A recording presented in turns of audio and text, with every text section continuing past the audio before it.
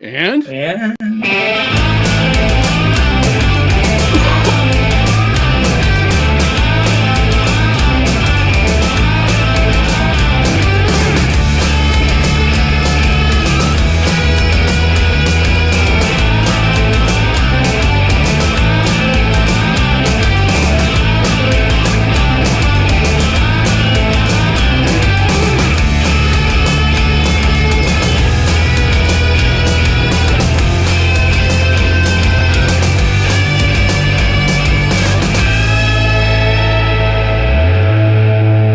we will try to screw it up less next time, although we can't possibly screw it up as badly as the city is screwing this up.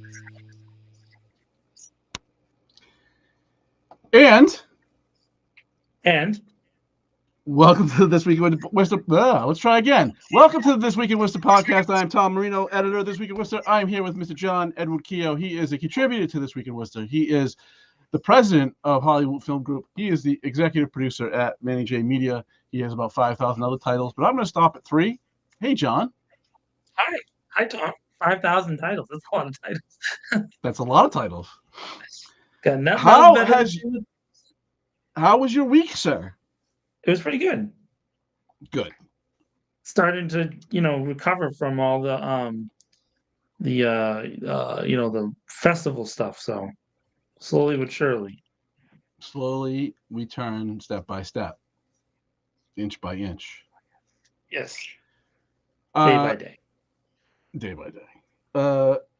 Let's start off with something somewhat light. You were at the parade today. Tell us about it. So the parade was great today. So it was warm, right, which is always a good thing. Last year it was freezing, so it was, but it was super warm. It was packed. I haven't seen that many people at the parade in a long, long time. And it was pretty jovial and happy and fun. Looked like everybody did the right thing. Those who imbibed were imbibing safely, as far as I could tell. So it seemed to be, well done. I thought it was cool. I liked it. I enjoyed. I got to see every float this year, so that was fun. And I enjoyed it very much. I think it's it's a well done event. And I was happy to see how full it was, which the weather probably contributed a lot to. It's nice and warm today, so 60s. It rained a little bit this morning, but then it went away, so it was nice. Nice. What was your favorite float? We're almost at the end I of love the show, the apparently, Shriners. because we're doing favorite things. Shriners all day, baby. The Shriners in their little cars. I love those stupid little cars, and I like it when they drive over the little ramp thing that they come in. So I like those things. The little fake pickup. They get like a miniature 18-wheeler. They got a bunch of wheelie ones and stuff. The Shriners actually are a great charity. They've done a lot of tremendous work in the area of like kids' health for many, many years. There's not many of the hospitals left. There's one in Springfield still, free care for kids, and so Shriners have done a tremendous. They're just a great charity. I know there was some just like every organization that used to be major in our country, there was some, shenanigans, I'm sure, that popped up, but I still think they're a good thing. And I know the group that is there does a pretty good job. So I enjoyed it. And I love that part. That's my favorite part of the parade. It always has been. Love those little cars. I want one of those cars. I want to drive it around. I love it. Did Manny have coverage? This is how in touch I've been with the world today. Did Manny have coverage of the parade? No, Manny went to Manny wasn't. I don't think Manny was feeling well today, so he did not go. Well, that's he did great work last year.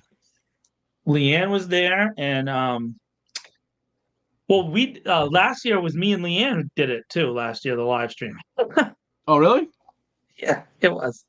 Well, that's Manny's name. I don't know what you want from me. Down at the end. No, but Leanne went with me. We didn't do it live though. We just didn't cover it live. And then Tom Dwyer and his wife, and then they're two lovely young ladies, daughters that they have. So it was kind of cool. And Tommy knows everybody. He's the mayor of Worcester, secret mayor of Worcester. So he was greeted by everybody. And so it was interesting. And he's a movie star now. My second favorite part was Kate Toomey floated by with Diane Biancheria. They were driving on a thing, and when she saw me, she turned to Diane and she was like, "Oh, that's John."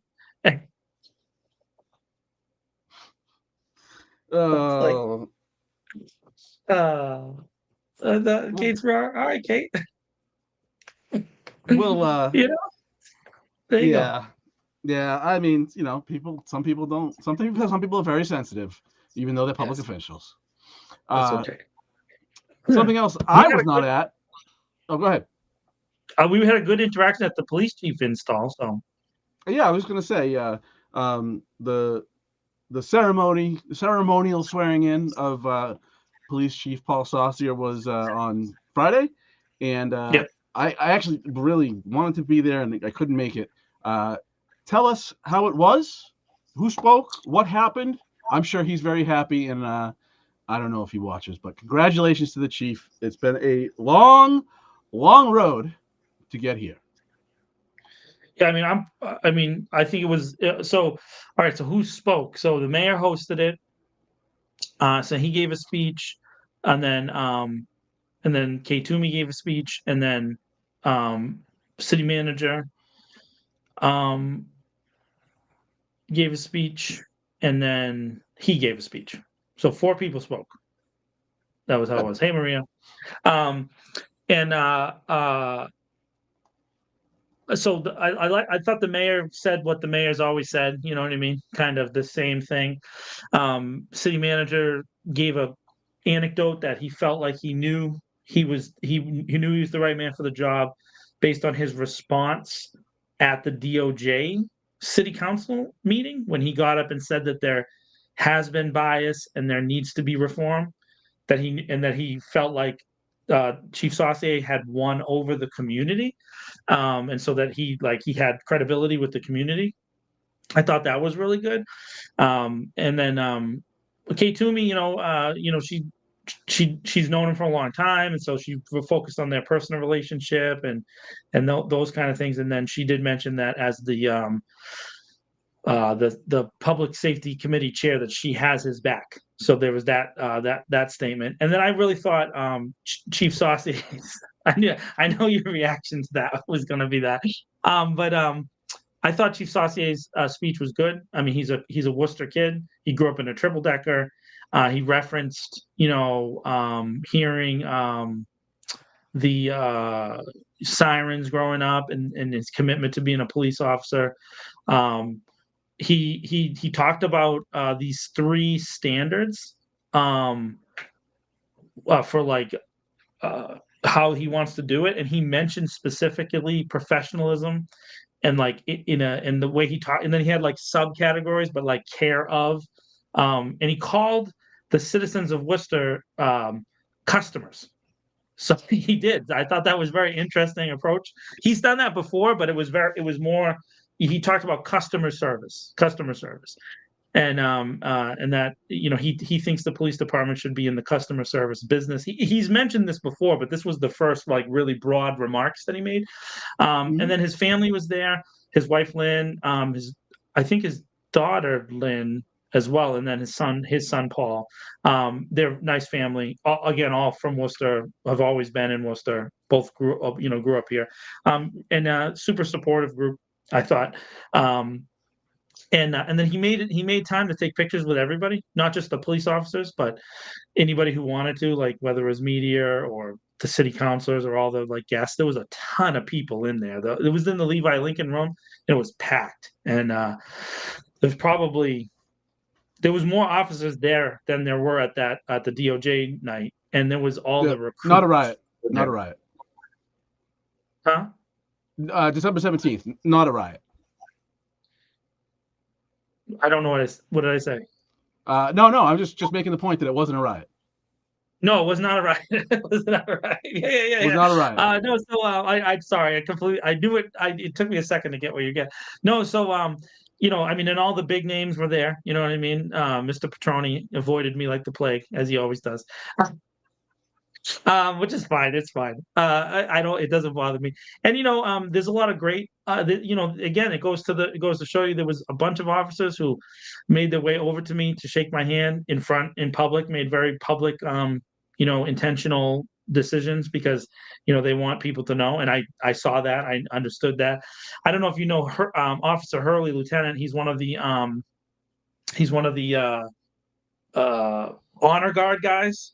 And I've talked about him in the past. He's a really good man who people don't know this, but I'm going to put him out on blast anyways. He goes around to unhouse people and just takes care of their stuff a lot, often after the clear outs. And people just don't know this about him, but he's a good man. He's just a solid guy. So there's a few officers I have really good relationships with that are friendly and nice, and then there's officers that are not. We know that. It's funny. Colleen's there in the chat. What's his name? Mr. Tivnan was there. gave me the cold stare down, and I gave it right back to him. And then he just, he eventually broke eye contact with me. I get a lot of that, from that group. But of course they are. I will give credit to Tom Duffy. He came up and said hi, which is good for. I don't know if it was an indication or not of anything good or not, but I'm not afraid, and so I think they recognize that. I'll call them out. And he knows exactly how I feel. He didn't bring it up. It was a very brief interaction.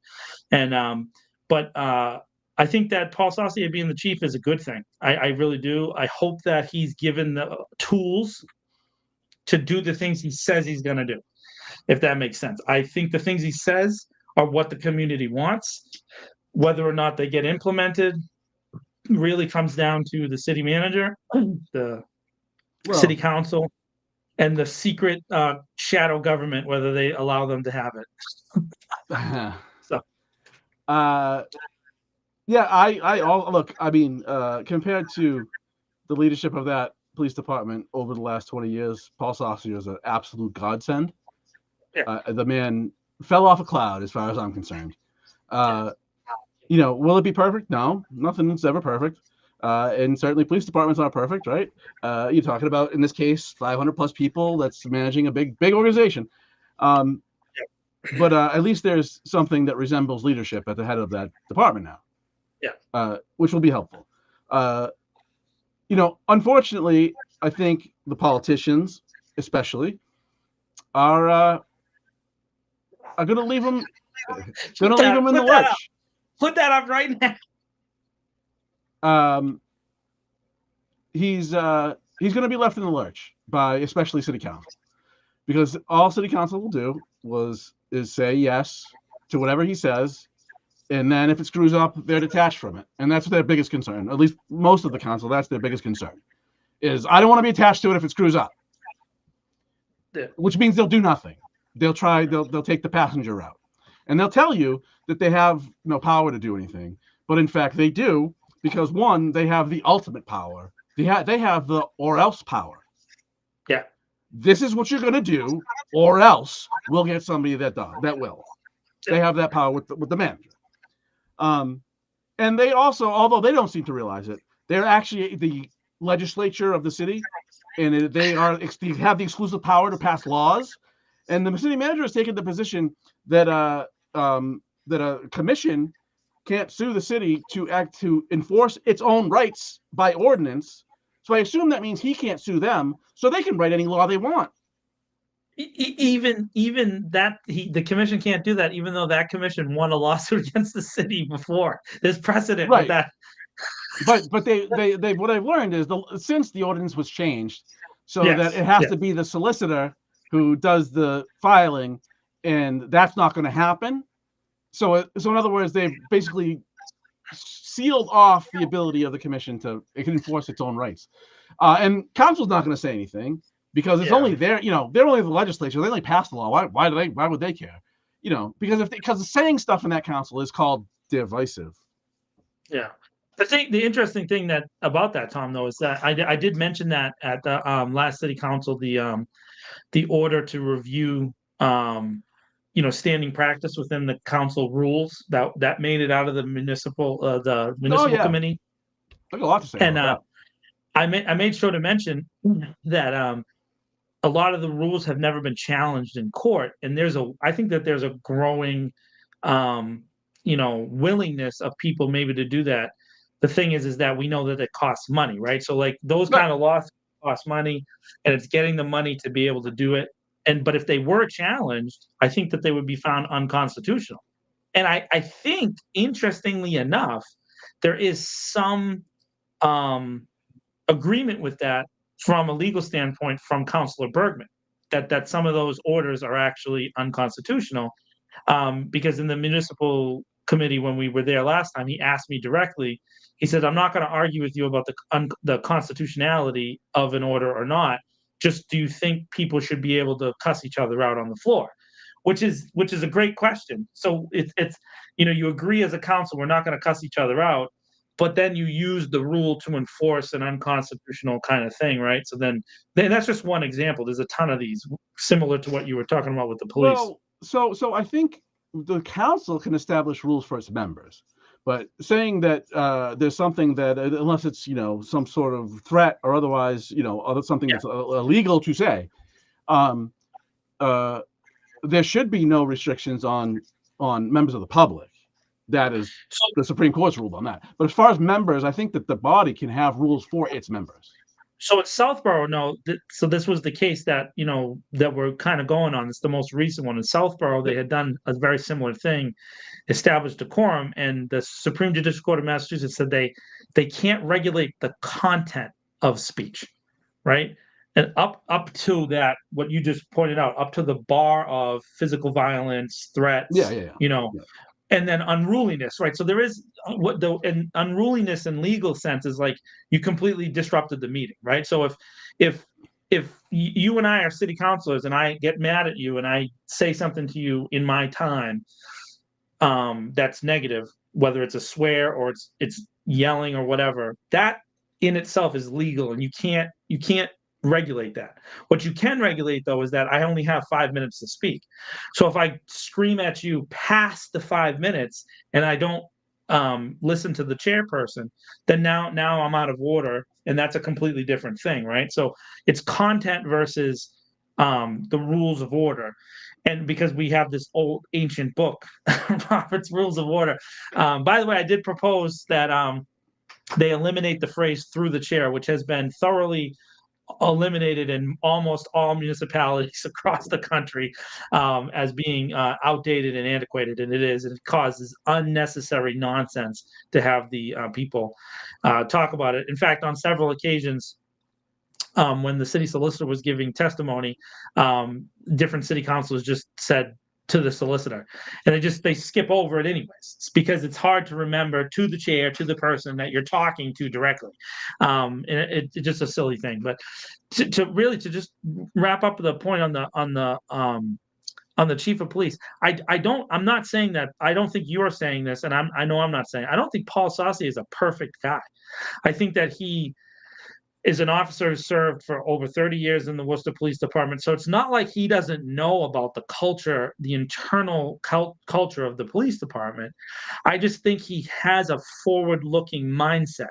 Doesn't mean that he doesn't also think that his friends, like Tom Duffy, that he's known for 25 years, is a good dude. He probably does. That's not the issue. The issue is that at least he has a thought process that is different than, and I'll give you an example. I took a picture of it. There was a reserved section of reserved seating for the command staff, right? So the 6 deputy chiefs, and the 3 deputy chiefs who sued him sat away from the 3 deputy chiefs who didn't sue.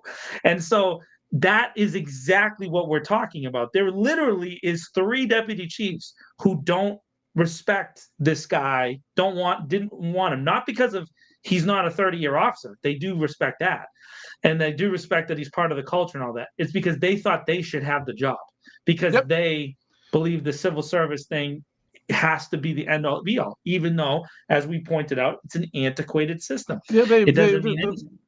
The department there is very, very accustomed to receiving its welfare program of civil service. I like that you said that as I was taking the They welfare are. for. They love it. They love it. A bubble By test. the way, I did. Doesn't matter if hey, you're a complete asshole to everybody you come in contact with. If you can fill out a bubble test the right way, if you can memorize for 2 days and fill out a bubble test, you're qualified. I will say this in a This Week in Worcester exclusive. I did ask the chief about adding a physical component to the civil service exam, and he said if I did that, they'd all vote for the civil service exam to be gotten rid of. Beautiful. Hey, by the way, a very healthy dude. You know, he's in shape for his age and is taking care of himself. So that makes sense too. And then again, you can see the pictures in the room. There's a lot of unhealthy police officers, just really, it is what it is. You know what I mean? And so I don't see how the high stress and the 96-hour schedule apparently that you can have doesn't take a toll on your physical well-being. Of course it does. gotta keep those hierarchies there. But you know what I mean? They don't. Of course it does. But as both union leaders said in the paper last week, once you get a Worcester Police Department badge pinned on you, you become invincible. Superpowers. Yep, superpower. RoboCop. It's terrible. It's terrible. But again, devoid of reality. Like when people say things that are just devoid of reality, it really frightens me that these people are in positions of power. It is. You can see this. Like, there's a tone. There's a tonal approach. Like I said, I told you there were several officers who went out of their way to come over and shake my hand because they wanted to be seen shaking my hand, which means they have to do that in their minds to represent something that they can't actually say. They're not allowed to say it within their own culture. So the way they do it is they come over and they shake my hand and give me the bro hug and that kind of stuff. In front of, again, like I said, Mr. Patron is diagonally across from me. He's all decked out in his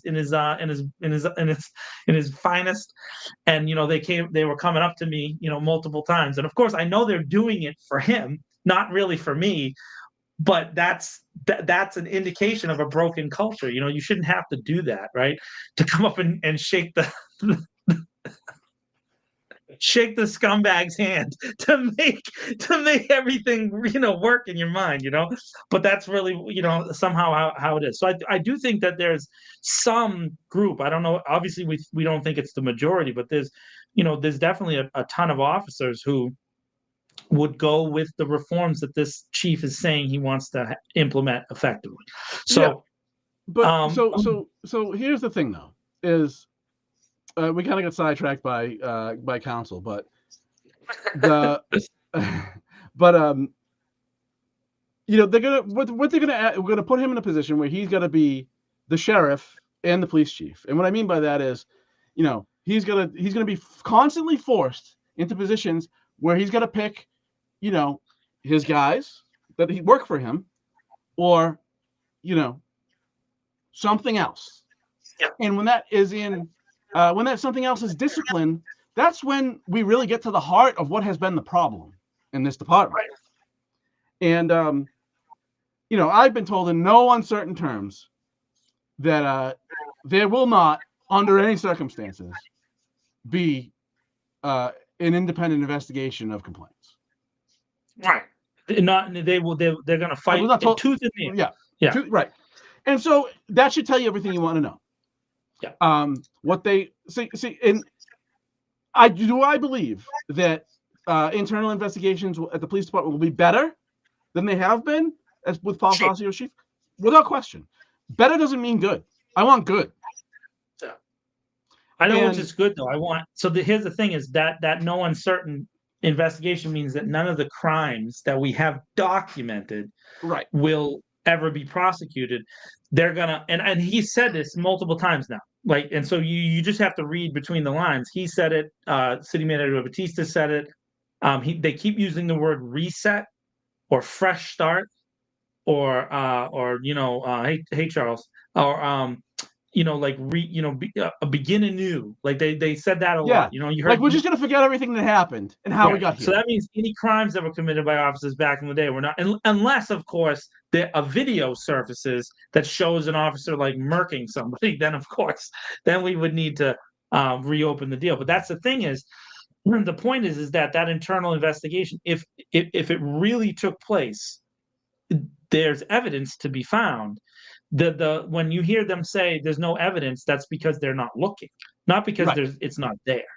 And so and the chief can't like personally oversee every investigation. Like that's these city councils are absolutely delusional that they think they're just going to write this up to, oh well, we got the right leader now and everything will be fine now. Yeah, because we're in an election year and they can't afford, some of them, their whole campaign, the only thing they say is that's of substance is they support the police, if that's substance, and they can't have that being pushed back against by people inside the police department, so they'll just go along because their own ambition is far more important than, and let's be clear about what this is, the public safety of residents. Because bad cops are a threat to public safety. So these counselors that talk about how they're so dedicated to public safety and they've never said anything about this topic ever, they're liars. Liars. They don't care about public safety at all. No, they just care about maintaining the current structure, and that's the thing, And so again, I really think it comes down to, I do believe that this chief would want to implement reform, but I just don't know that he'll be given the tools to be able to do it. I think that he's one person. The other thing he's one person. Yeah, no, but all of that though, like Manager Batista said, like that there was he repeated this at least 5 or 6 times now in public, but at his speech on Friday, he said that most of the reforms mentioned in the DOJ report had already been implemented. Of course they have. By Chief Saucier, and that once it came out, the ones that weren't there, Chief Saucier immediately started to work to implement them. But those are mostly paperwork reforms that only modernize the police department to basic accounting and data collection standards, right? One of the ones we talked about last week is this, there's some restrictions in Massachusetts. Like, for example, if you stop somebody, but you don't give them a ticket, Massachusetts doesn't require you to collect any data as far as age, race, even where the stop was, which is really strange because if you did that, then you would kind of know what areas the police are patrolling, right? So you see that in other data maps that we see from other agencies, because there are other agencies kind of tasked with that, like the Worcester Research Bureau, right? So we can see these maps and you can be like, oh, look, they've been stopping cars all along these, 6 or 7 roads, which relates back to another problem, right? Which we've talked about. They don't have enough staff to do traffic. I'm just talking about traffic enforcement alone. They don't. So then you can actually see the state police cars that they bring in, and then also Auburn, Holden, Shrewsbury, where they position other towns' things to catch up, So like if you're speeding on Route 9, and I don't know if anybody's ever had this happen, but there's several officers just positioned in White City, just waiting for you to go over the bridge, speeding. And they collect, especially on like March 30th, if you're on March 30th and it's like 8 o'clock at night and you decide to speed on Route 9 by White City, the Worcester Police is relaying information to those agencies. So there's a system that they have. And what we're talking about is that system is dedicated realistically to 2 areas. One, it polices an area where they can collect the most fees. And 2, it historically now has policed poor and predominantly minority neighborhoods. And that evidence is clear. And this chief has admitted it. But again, the reform that we're asking for isn't the paperwork admission. It's to change the positioning of the police and to stop doing that only towards certain areas.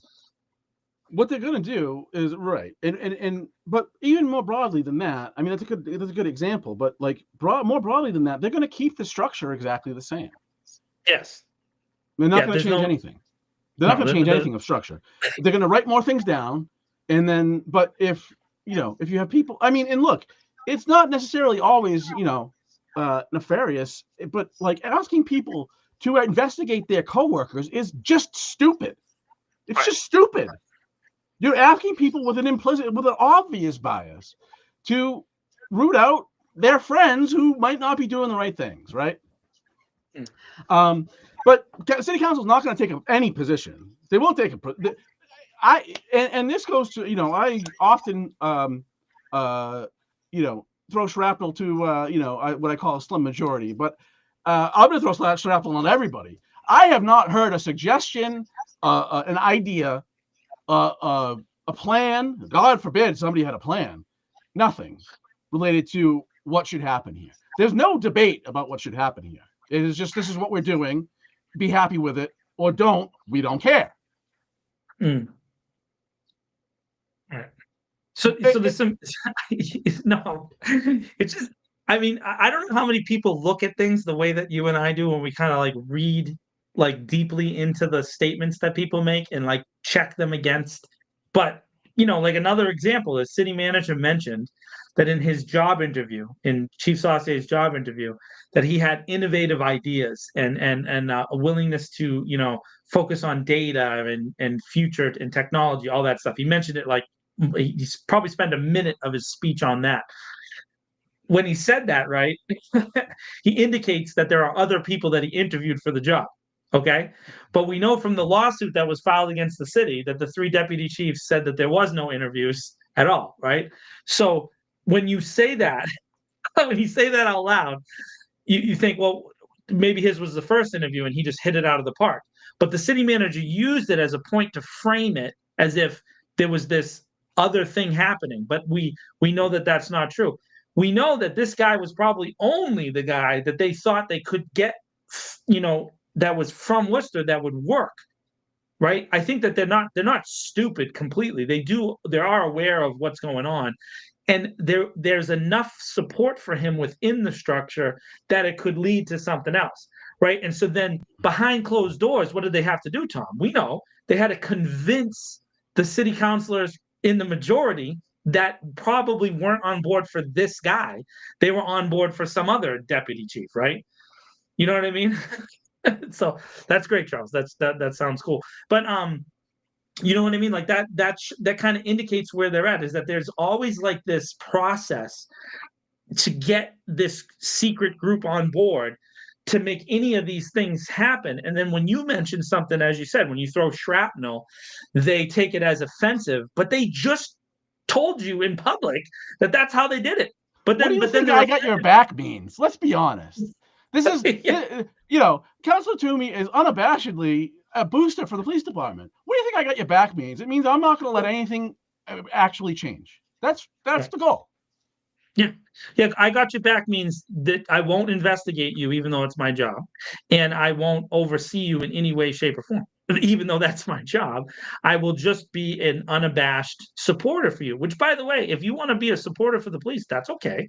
I'm not saying I believe in a country of free speech. Go for it. But what we're saying here is that there's no independent oversight to even provide this chief with any outside information that he might need to make these decisions that you say you support. Exactly. Exactly.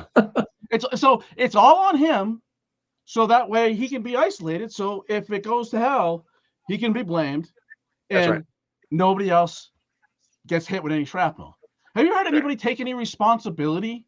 No. Oh, well, I will say this: he did. In his speech, he did. Oh, the chief, yes.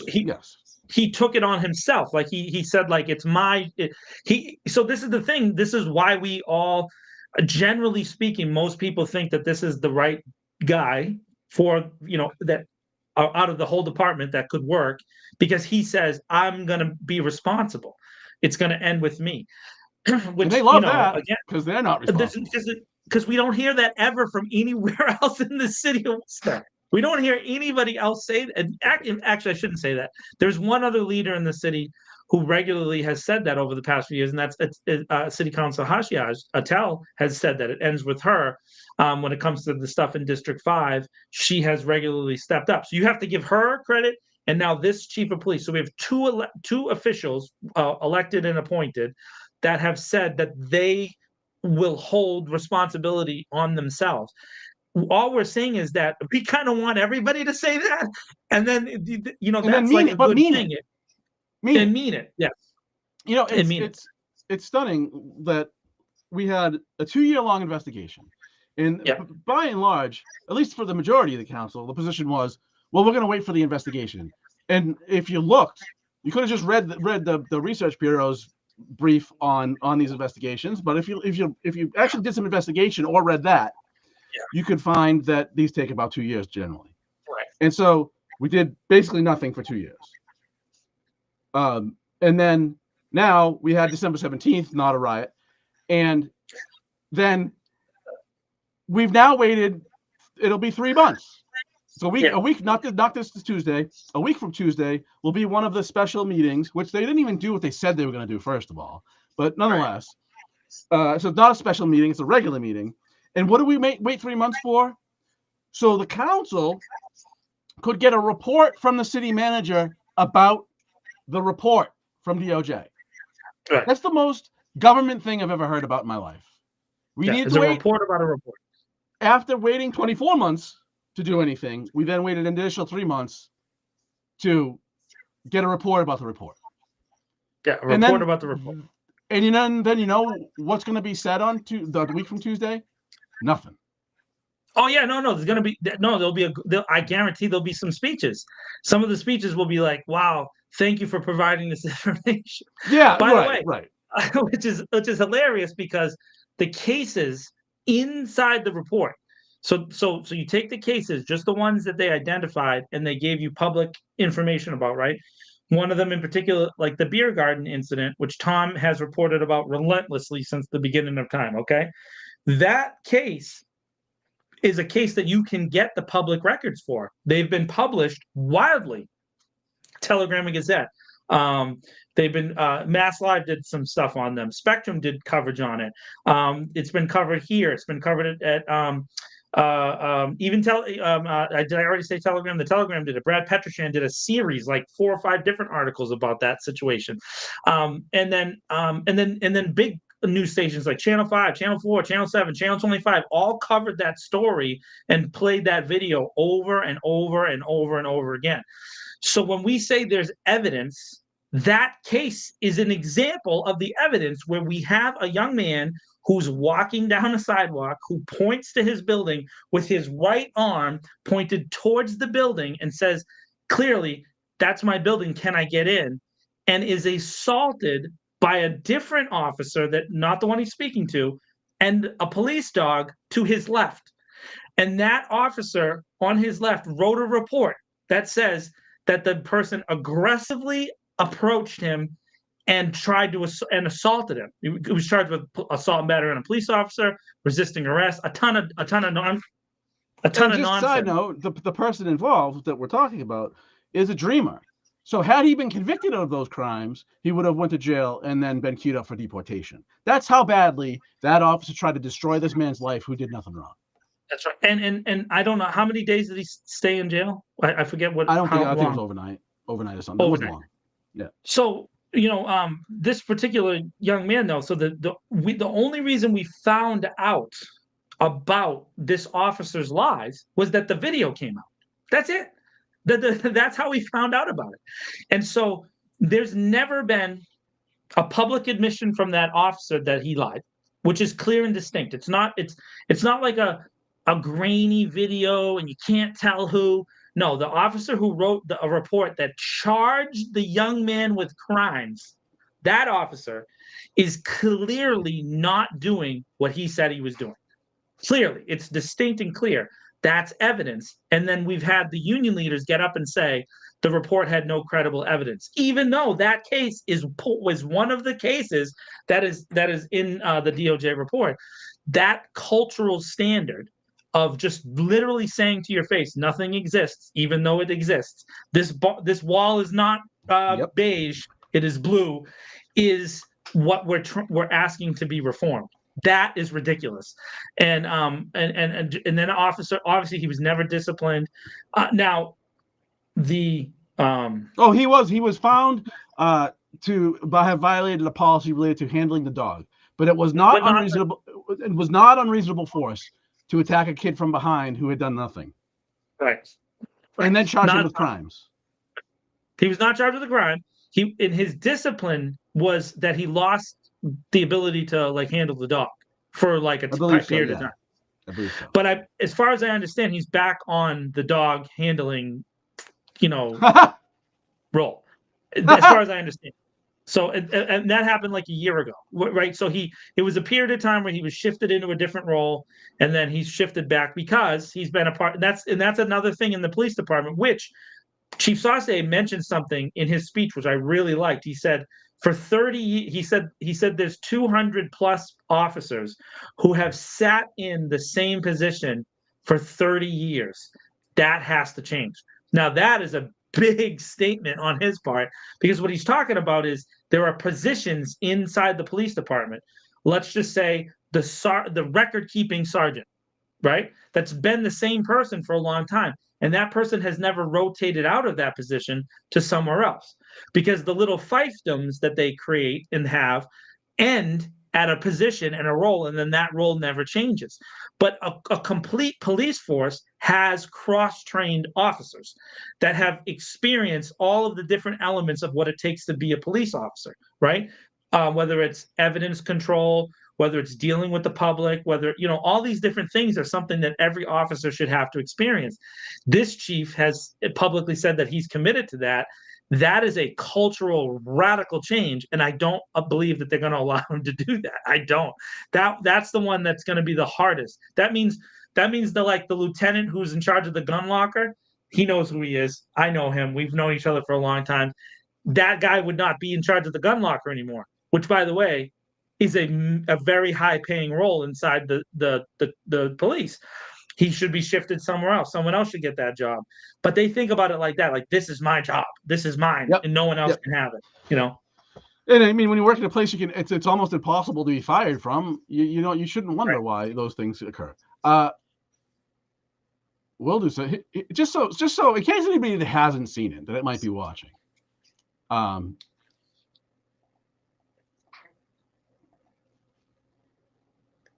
Now, the first version, this loops 3 times. First version is real time, except for I pause it. I made this piece for a talk I gave a couple years ago.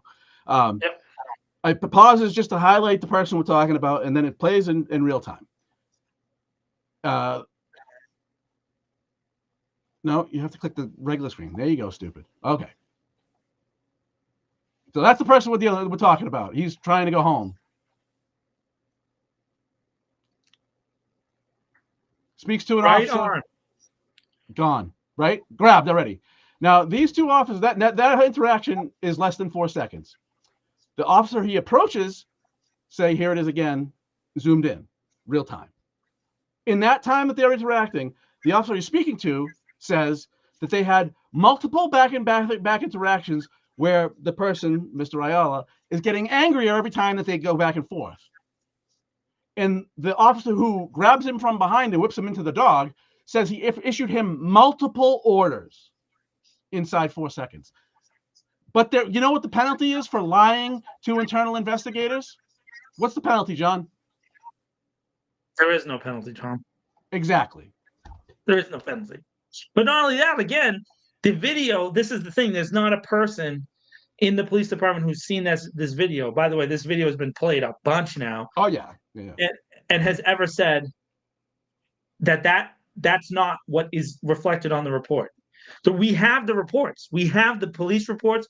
We have the statements, but they don't. Freddie Nathan checks in. Nathan. But that's the legend of Worcester. Freddie for mayor. I'm on the Fred for mayor train. I'm trying to get him to run. Pull papers, Freddie. That paper that we have the papers. We have the police reports related to that incident.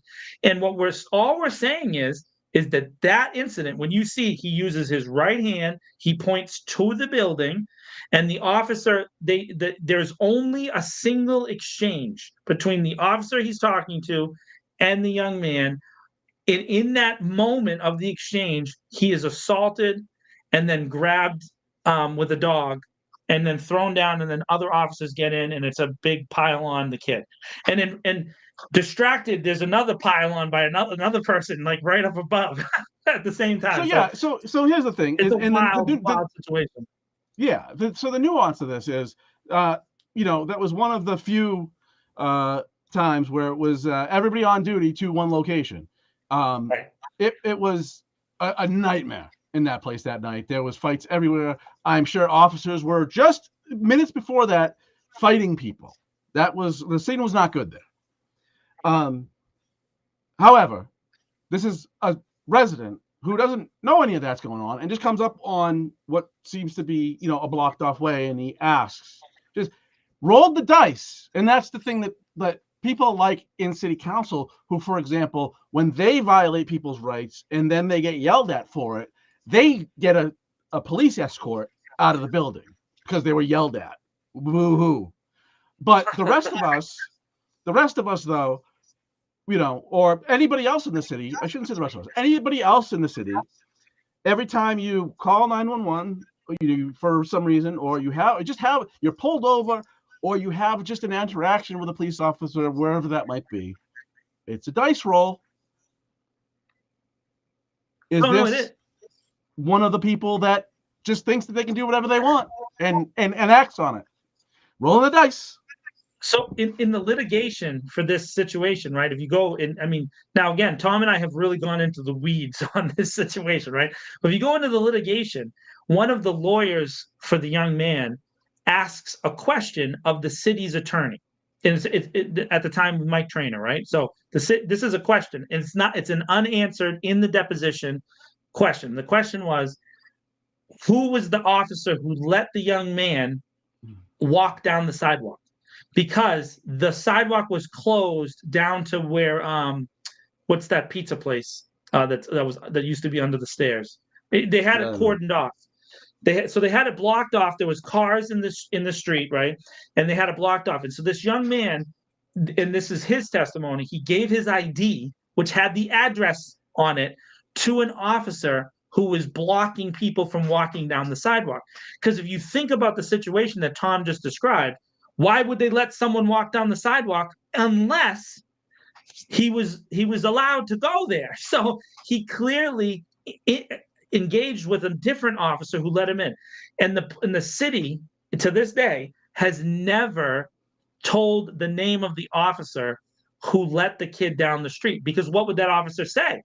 He'd have to say, he showed me his ID and I let him go, right? That's what he'd have to say. And not only will they not identify him, but they won't even acknowledge whether or not there was an officer there, even though wider shots show an officer. But it's because of the way all those security cameras are, you can't identify the officers. It's really difficult to see who it is. And not to say that all the officers in the Worcester Police Department look the same, but the majority of them do. Well, I don't know about that, but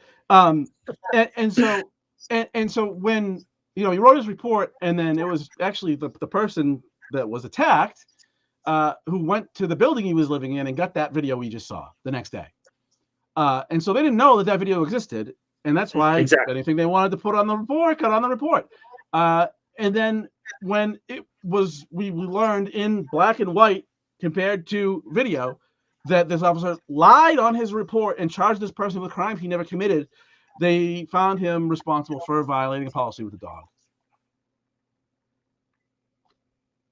And so I don't think that one man, a new man, a much, much better human being the chief of police, can solve all of that culture rot.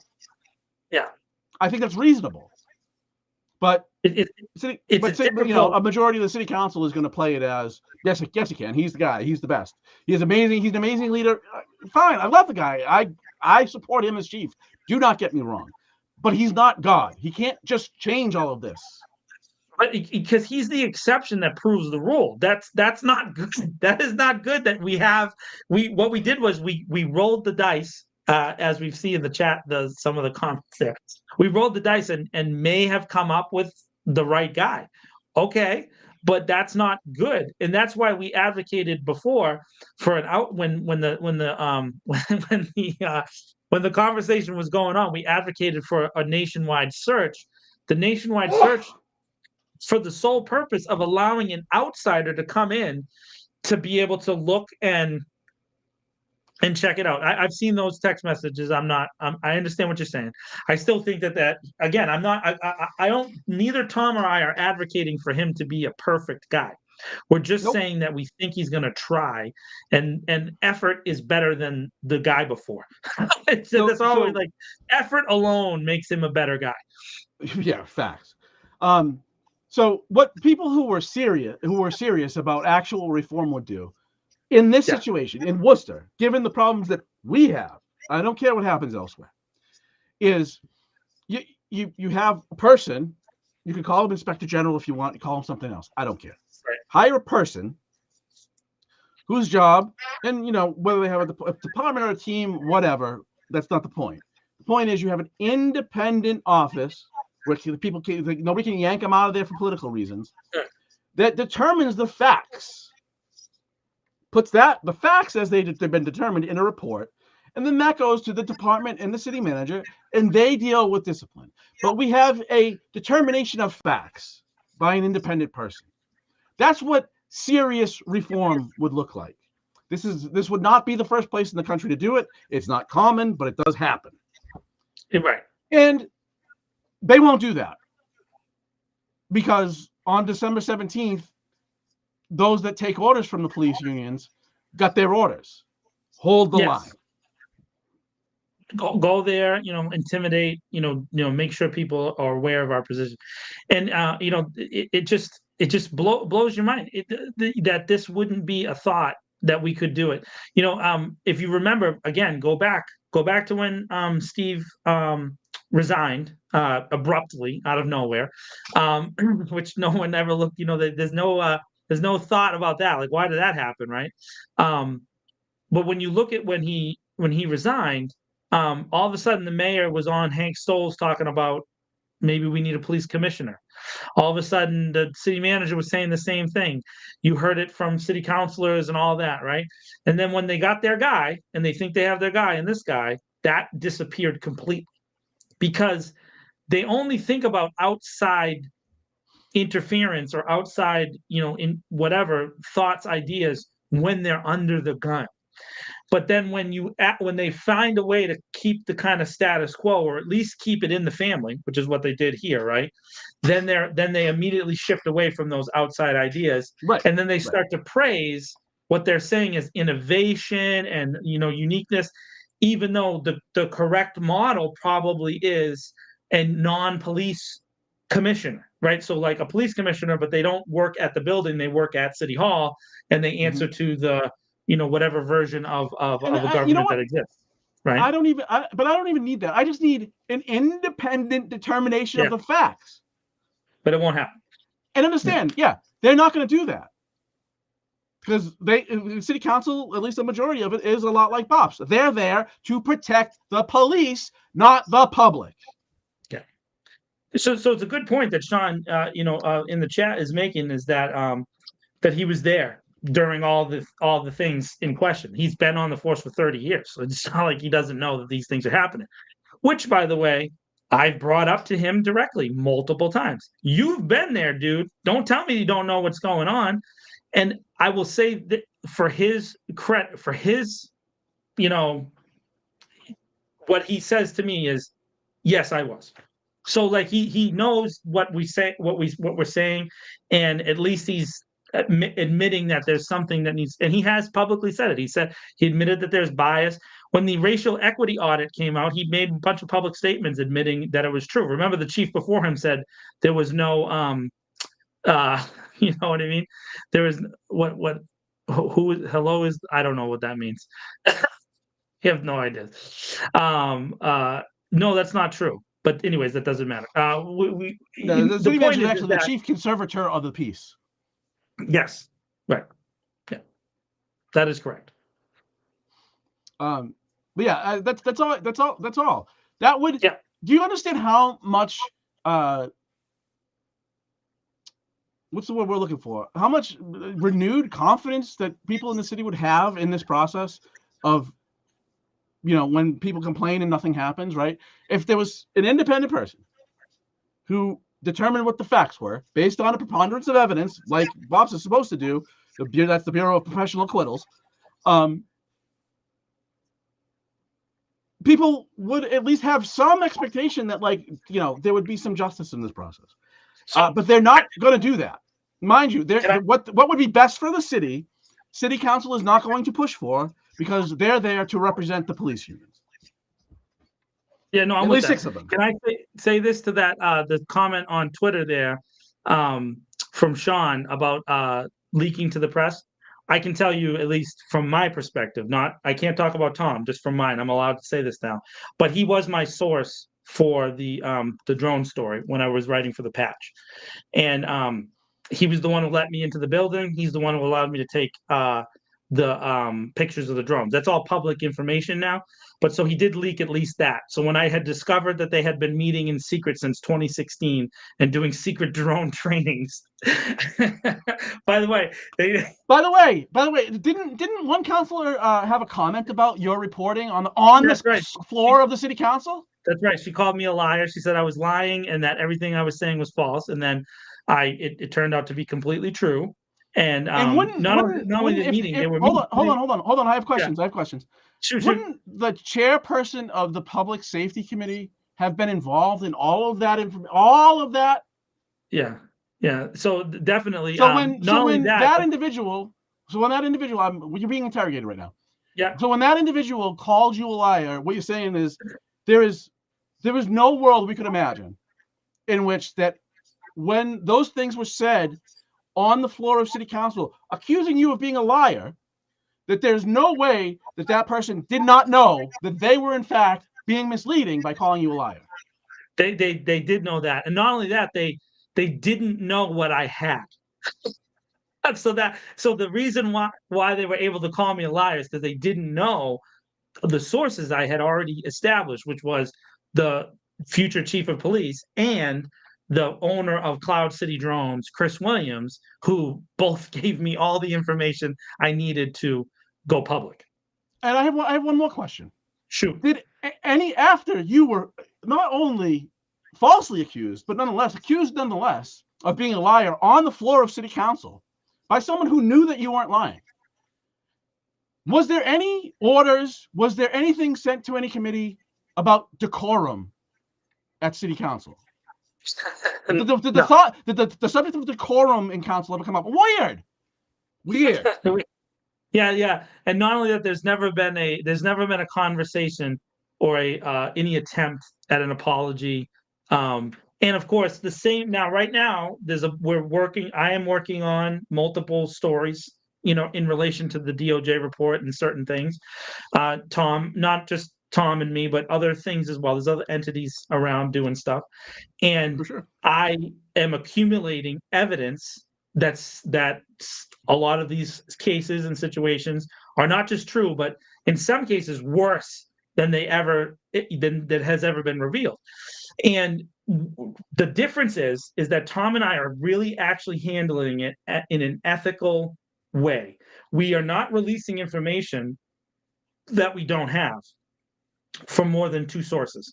But once we have 2 sources independent of each other, we're going to put it out there, and then it's going to make that same person look really bad because they have indicated, no, that's not true, and all that, all those kind of things, including the union heads and all this other stuff, Rick Cipro and Patron and Duffy.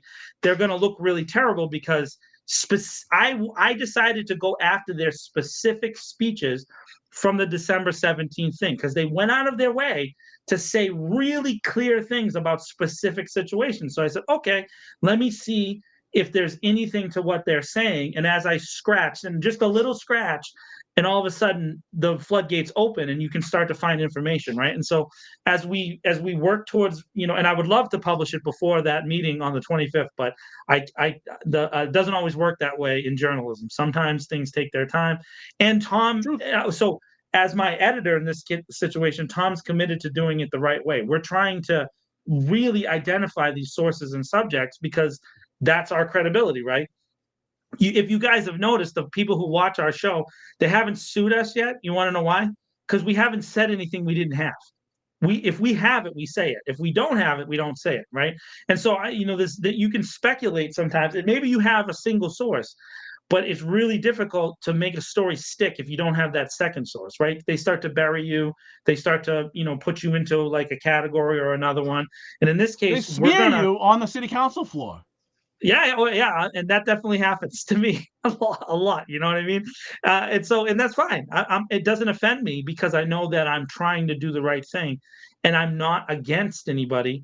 I'm for the people of Worcester having accountability and justice in some area of our lives. And at least on This Week in Worcester podcast, that we're doing everything we can to tell the truth. And when we've made mistakes, we admit that we made a mistake. Even little minor clarifications, we do that. And so that to me is, it's a place I want to be. I hopefully when you're watching the show, you understand what we're trying to do. I mean, look, I'm the worst self-editor in human history. I have spelling mistakes and grammar mistakes galore, right? He doesn't use AI, anybody. No, I'm really writing it because otherwise I wouldn't screw it up so much. But on something factual, I don't think, as far as I'm aware, I'm hitting 1,000 so far because I'm careful because I don't want to be in that spot, right? Although he doesn't report accurately about me, ladies and gentlemen, he's constantly running. I will absolutely lie about you. That is true. So obviously. Hi, Maria. So this topic, of course, is going to warm up next week for sure, because a week from this coming Tuesday, not this Tuesday, a week from Tuesday, will be the report on the report, and also they're going to take up Chief Saucier's report on policy changes and whatnot. And then we'll watch, a couple city councilors probably say some stuff of substance, and everybody else probably say words, but not of any substance. I am hopeful that Councilor Russell, who I have gossip on, John, stop it. I hope Councilor Russell will do what he said he was going to do at the December 17th meeting when he called for publicly heads to roll. That was George Russell. And I'm going to hold him to that publicly, and that maybe he'll pull back a little bit on donating to such openly pro-police candidates that are going to replace him and replace others in the city.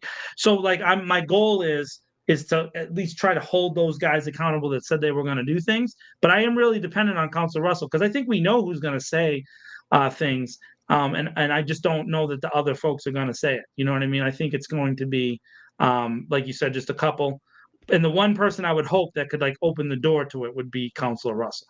And hopefully people that are his constituents that are in the chat and that watching live, that you would call him and tell him to hold, the chief accountable, ask deep questions, detailed questions, because we at the public part of the hearing, right?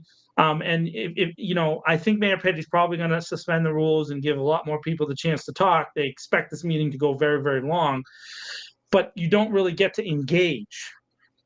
Right. So it's not like a person, it's not like Tom and I get to stand at the podium and ask the chief questions, because we would ask way different questions than the city councilors are going to ask.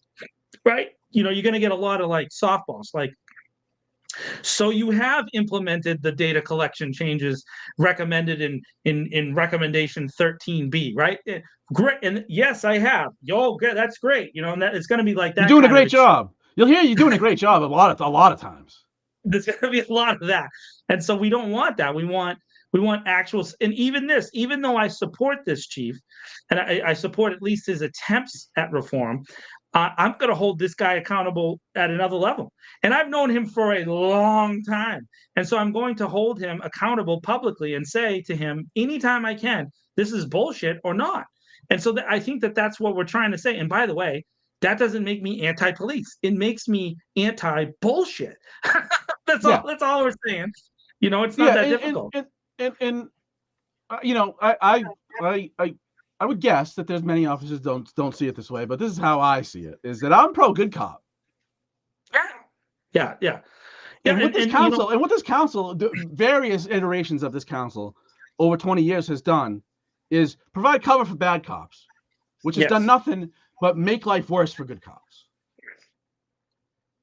And part of the cultural issue is that there is an indication among police officers that when you become a police officer, you automatically are a good person.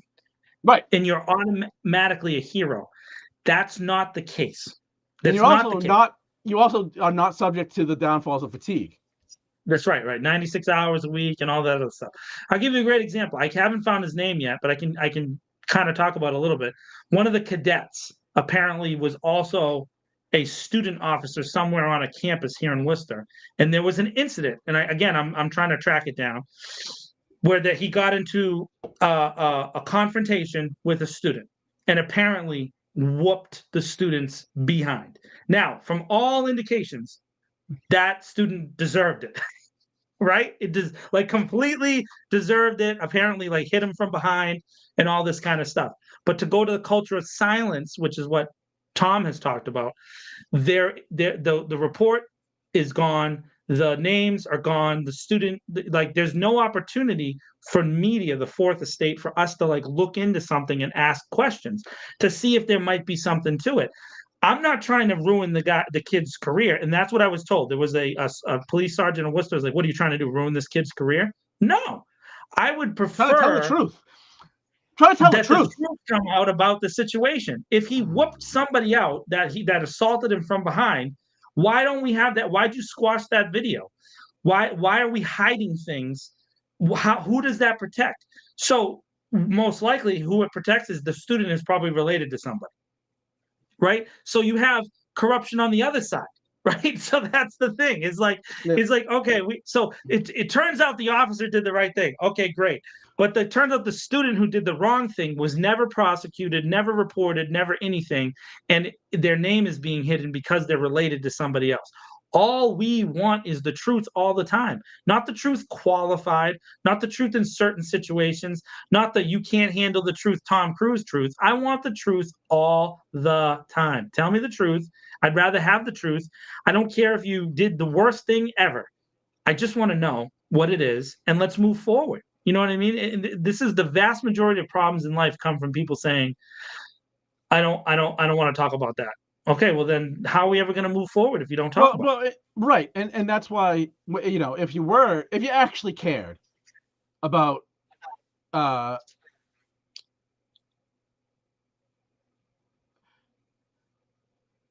you're wrong, Fred, because the guy that we were just talking about, who wrote the lies on the police reports, still is there. So you're the beer garden guy is still a cop. The guy who beat up a pastor in his own church in front of his kid, then tased him in the back.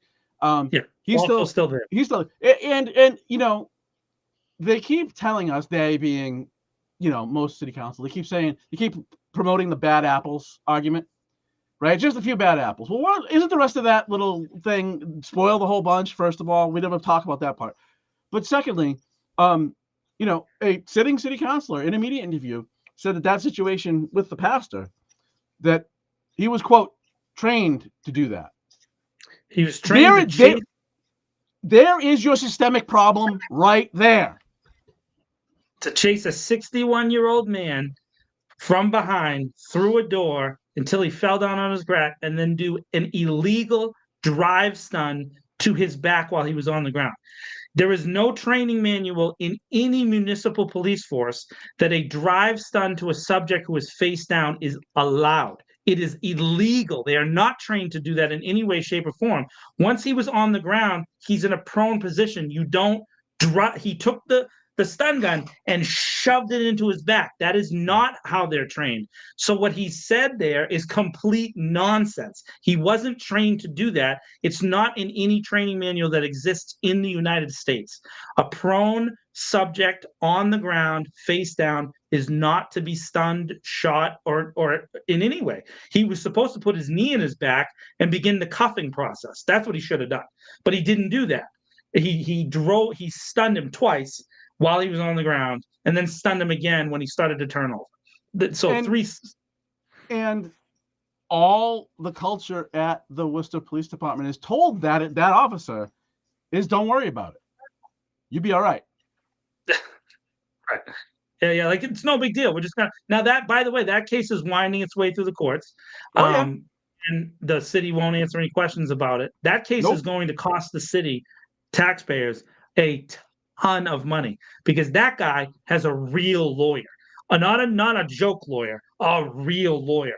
The city's gonna have to pay and pay big. And if you don't think so, you can imagine yourself right into a sense of security that the city doesn't have to pay out. The city's losing streak now in these cases. I think Tom wrote an article like 2 years ago where it was like 17 in a row. I think we're well past that now. No, that wasn't. I don't think that was me. I don't think that was me. No, it was somebody wrote an article. I think it was 17 straight at one point, like 2 years ago, and we've had at least 3 in a row where the city has settled and paid it. Right. So maybe you think a payout isn't a loss, but it is to the taxpayers of the city of Worcester. For sure it is, because we paid money that we never intended to pay. I didn't vote for police brutality lawsuits to be being paid out. That's not what and it is not easy. I don't want to hear this ever again. It is not easy to sue the city. It is not at all. Not at all. It is very difficult. You need resources. You need a lawyer who can do it. And you need the city not to use all kinds of backhanded tactics to stop you from getting there. It's very, very, very difficult to sue the city. We have a couple people in the chat right now who have tried, and it hasn't gone very well, right? So don't tell me the pro police people. And by the way, when I say pro police, I mean pro bad police. Yes. That it's easy and it's just like everybody sues and they always get away with it. No, they do not. No, they do not. It's not true. No, they don't. It's just not true. So the last thing I want to talk about, because we're gonna have a whole bunch on police next week, I'm sure, and in anticipation of the meeting come next Tuesday, we'll have the report by then, the report about the report, and we'll see. We'll probably have a good sense of where they're going. I did want to talk about, lastly, an opinion column by former Commissioner of Public Works and Parks in Worcester, Robert Moylan. And it's titled, "City Council Should Think Local, Not Global." And he goes on to tell us all about what we should expect, what City Council should do. What city government should do. I was wondering if he was going to consult the rest of us on that. So it's a great example, this article on the TNG, of the culture of Worcester municipal government and in secret controlled groups that Robert Moylan, who was in charge of the Commissioner of Public Works for a long time, thinks that there was a time when Worcester was managed well. Right. That's what he says in this article. He said that we have to get back to some imaginary time where it's well. So I want to listen. I'm dead serious about this. For those of you in the chat, regardless of what what your political positions are, and I'm very grateful that there's multiple people with different perspectives that follow this show. It's great for our show that there's different people's thoughts. In the chat right now, how many of you can ever remember a time in your life that Worcester didn't have potholes? Go. Never. Oh, I don't think I'm going to hear anybody, Tom D. Because there's never been a time. We've been complaining about potholes for 40 years. 50 years, 60 years. We've been since they changed from dirt to concrete and cement streets. We've been complaining about potholes, and we were probably complaining about them when there was dirt streets too. Because it's a city on 7 hills, and it's really hard to maintain roads. We get it, but there was never a time when it was really well handled here because we've always had nepotism and graft. And dudes' sons getting the jobs that don't even go to work. And let me do something here. Some of you are not going to expect this, and I see some of the folks that are in the chat and watching right now. And I'm going to say this: you all think that I'm always trying to undermine the city manager. I'm not at all. The snowplow people that work for the city, the subcontractors, they intentionally do a bad job to undermine the city manager. That's a fact. I've seen them do it. I know some of them. And they have done things poorly on purpose because they are negotiating for more pay. Do you understand? They're trying to get more money out of the city. So what they do is they do a bad job to make the city manager look bad. And then when they negotiate for cost, they say, well, we could do a better job, but you got to pay us more. And it's always asking for more staff, more money. This is a common issue that has existed for decades. And this guy was in charge for many of those years. He was there for a long time. So that is the joke. And I believe, Tom, that there are people who read this article and thought, yeah, that's right. There was a time. You tell me when. When did that time exist in the city of Worcester? And tell me if this guy actually cares about the city of Worcester. But one of my favorite parts here, and I'm gonna read from it. It's very brief. The role of the city council is clear: to govern Worcester by setting policies that improve city services, ensure public safety, maintain infrastructure, and manage the municipal budget responsibly. What of those things does city council do? Doesn't do any of those things. It passes a budget once a year, which it can't meaningfully amend, and then the money's gone, and they can do basically whatever they want with it. If a city manager, I'm not saying this city manager, I'm saying any city manager ever, decided that they were going to take the public works budget that's already been allocated and buy a spaceship with it, nobody on city council can stop it unless they fire him. That's their only recourse. Okay. Yeah. No policy, almost no policy comes from the city council. They tried on the pregnancy sites, on the I forget what they called. What are they called? Oh, the crisis pregnancy centers. Yeah, the crisis pregnancy. They tried that, and the former solicitor actually took the position that this is city council's own fault. But the city solicitor took the position that when the council requests a ordinance to be written by the administration, a gross violation of separation of powers, and in my view, a blatant violation of the charter, that they don't have to bring it back, even though the power to create and pass ordinances is exclusively the power of the city council. That's how broken the system is. But nonetheless, maintain infrastructure. Council can do nothing to maintain infrastructure. That is operations. Like, this is just words that don't mean anything, and an old guy lecturing the rest of us on what our government should be doing. No, we decide what our government should be doing, and every city government across the country takes up petitions about issues outside of its purview because residents are asking the council to express the will of the council. Not only when it was Muslims and Arabs being killed did we have to stop that. Right. And so this is the thing. His article doesn't admit that the part of the reason that conflict even happened was because Mayor Petty, who's in charge, actually, let's talk about the whole timeline. He started a petition through email and back channels with Councilor Bergman. We have public record on that now, right? Emails back and forth. And then he let Councilor Bergman bring it onto the council floor in relation to a response to the October 7th attacks, okay? And then it became and then Mayor Petty became a non-co-sponsor and allowed Councilor Bergman to bring it forward. Now, the explanation for that, if you go back to the Hank Stoll show, which Mayor Petty was on in like the weeks following, was that he felt that Mo Bergman, as a Jewish man, should be given the opportunity to do so. That was his reasoning behind it, which, take all the other information out, sounds like a kind act by the mayor towards a longtime personal friend and longtime co-worker in Mo Bergman. Okay, so, but at the time, if the policy that we now have, or they now say they're going to adhere to, is right, it was still wrong for that petition to be allowed. But it was allowed, and it went 9-2. There you go. That's the situation that happened. You would think that the mayor would think through that process when the same petition was brought by citizens, right? A lot of citizens of the city of Worcester who wanted the same opportunity that was afforded Councilor Bergman. That's all that we have here. Let's neutralize the situation internationally.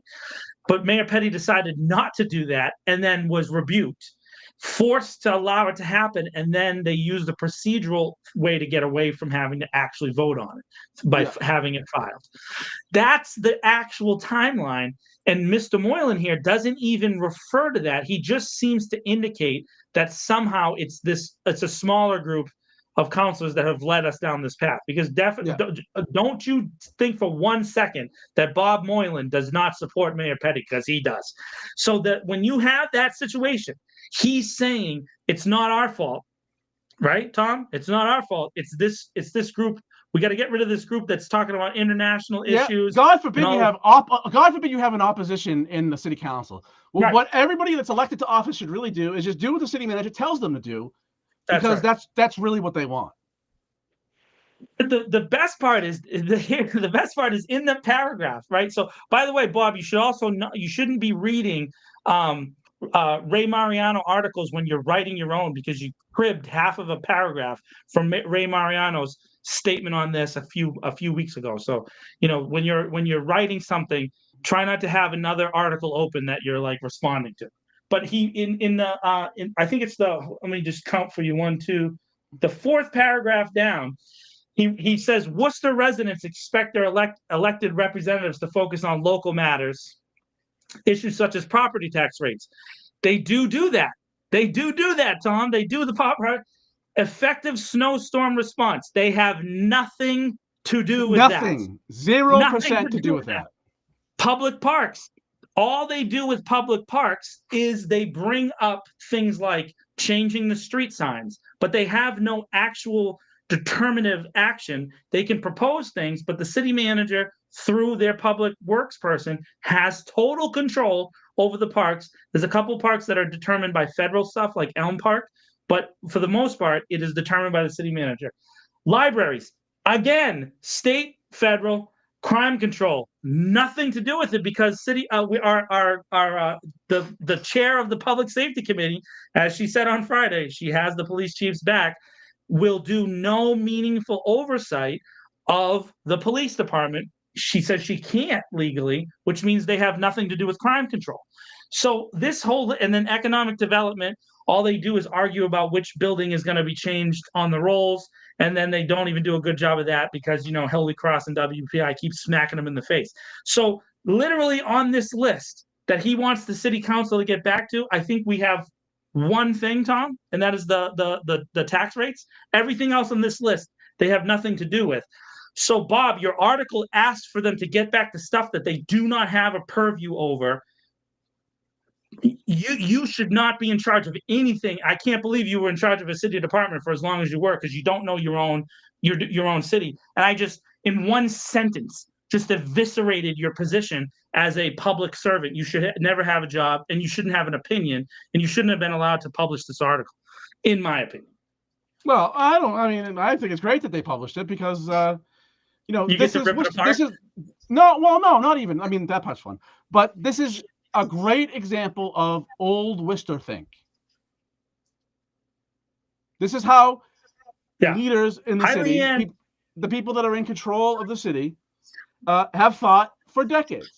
And that's how we got the police department we have, and the potholes that we have, and all this stuff, because they are crippled by fear to do anything. Crippled. And by the way, the laughingstock nature of our city council and our city has nothing to do with just these couple national things that have happened, right? You think that one thing made it. The thing that makes us a laughingstock, the thing that Worcester is known for, you can go back 30 years and go to Adam Sandler's freaking albums when he was making fun of Worcester, he's from New Hampshire and he's making fun of us 35 years ago, was for corruption, was for being backwards. That's literally been a running joke. And not only that, you go to Saturday Night Live, you can go to skits, you can go to movies.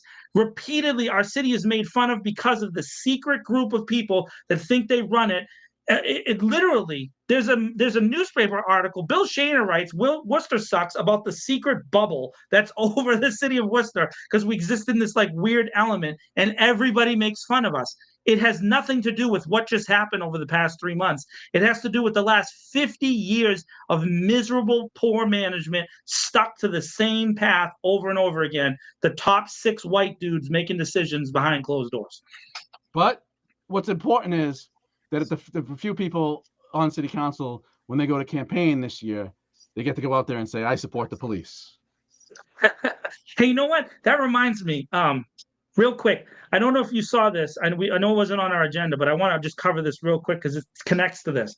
I don't know if you saw that the State Police Crime Lab was awarded to Marlborough and not to Worcester. Did you see that? I did.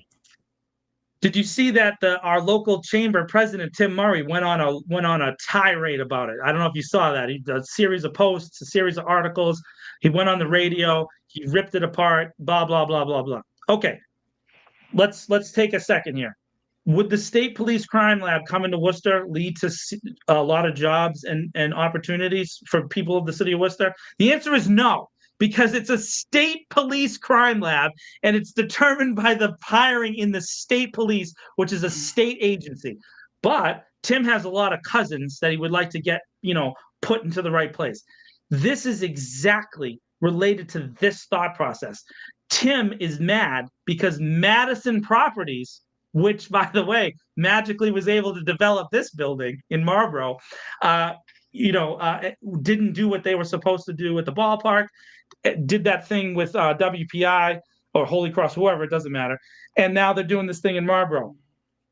Whenever the secret coalition doesn't get their way, what happens, Tom, in public? What happens? They whine. They cry about it. They cry about it. And then this is exactly what it is. Bob is talking about they haven't got their way the last 2 years every single time.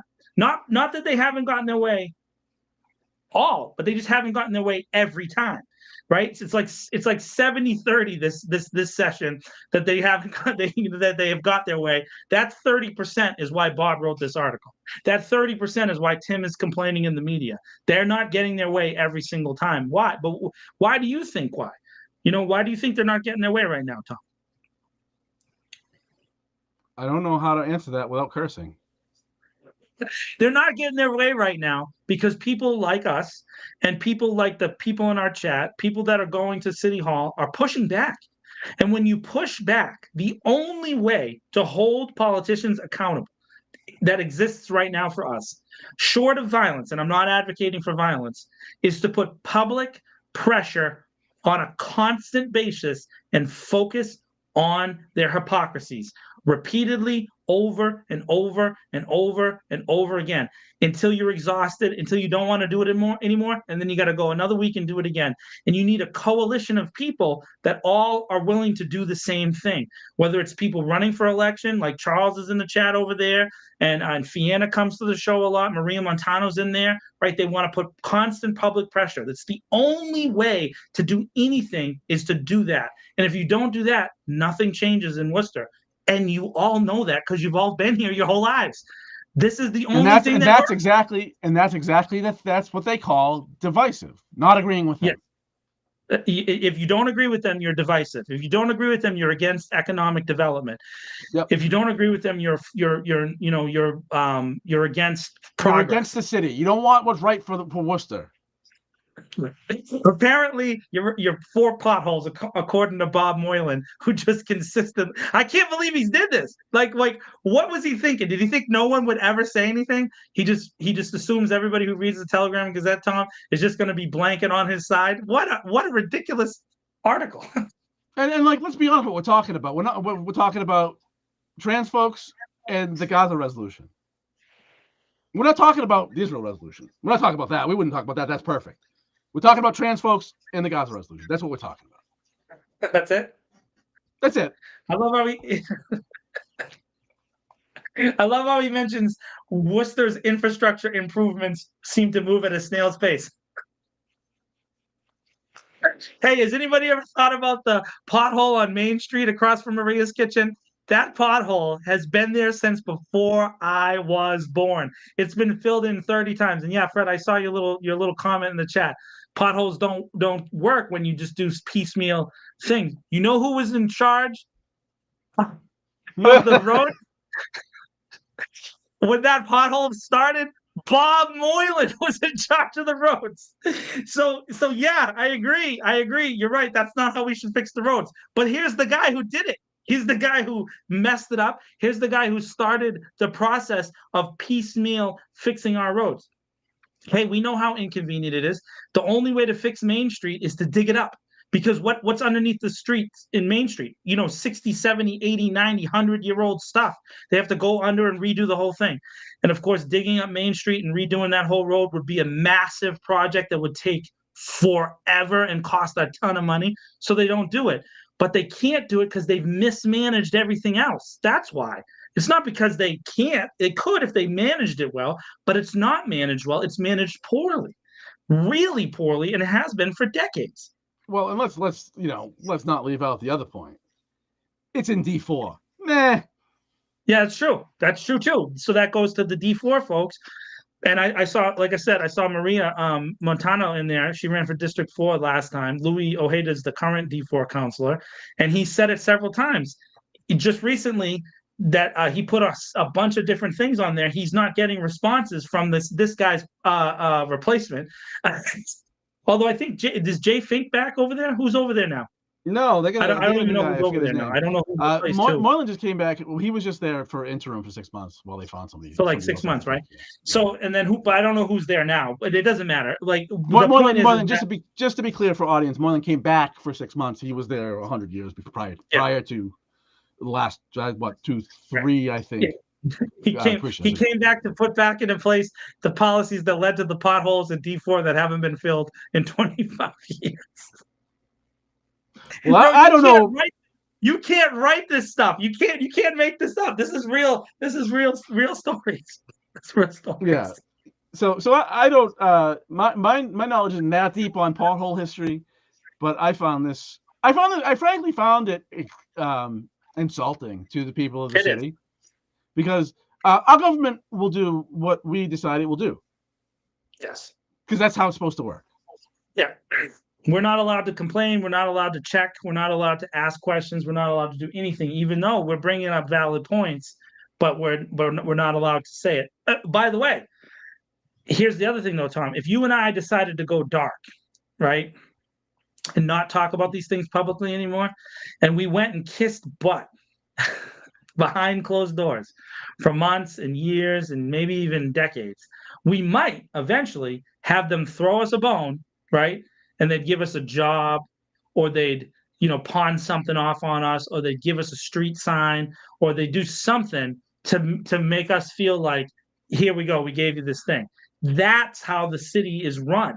It's like, you shut up, we'll give you something, right? But we're not going to give you everything you're asking for. You know what I mean? We're not going to give you, if you ask for a crosswalk and a stop sign, you're only getting one or the other. Pick one. You want a crosswalk, Tommy? You want a stop sign? What do you want? It depends on what you want in that neighborhood. And that's really how the city has operated.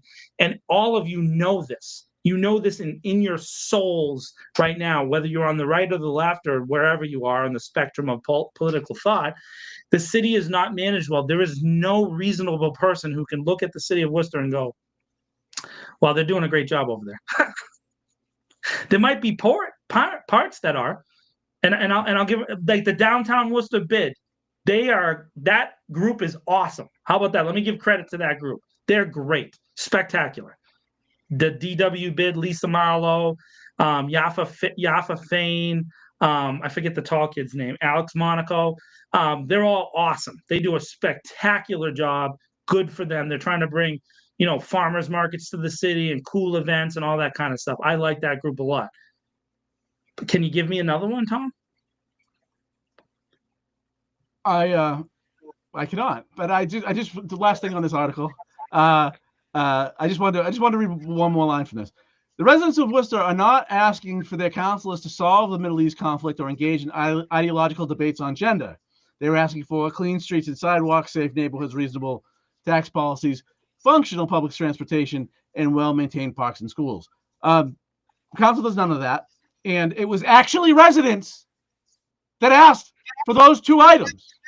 Yes. So yes, what he actually means is the residents he approves of. That's correct. It's not all residents. It's just a specific group of residents. Right. And that's how you have to read these articles, everybody. You got to really dig in and see what they're saying, because they're talking to somebody, but they're not talking to you. They're talking to somebody, but they're not talking to you. No, this wasn't for you. This was for, the at West City Side. Hall. Yeah. The people who decided they would have 6 at-large councilors. So there's that. That's in the Telegram and Gazette. I would give it a read just if you looking for a reason to get irritated, because it's very irritating. I don't care who it is. I don't care if the president of the United States can't even say that anymore. I don't care if the Pope. Tell me what my government ought to be doing. Shut up.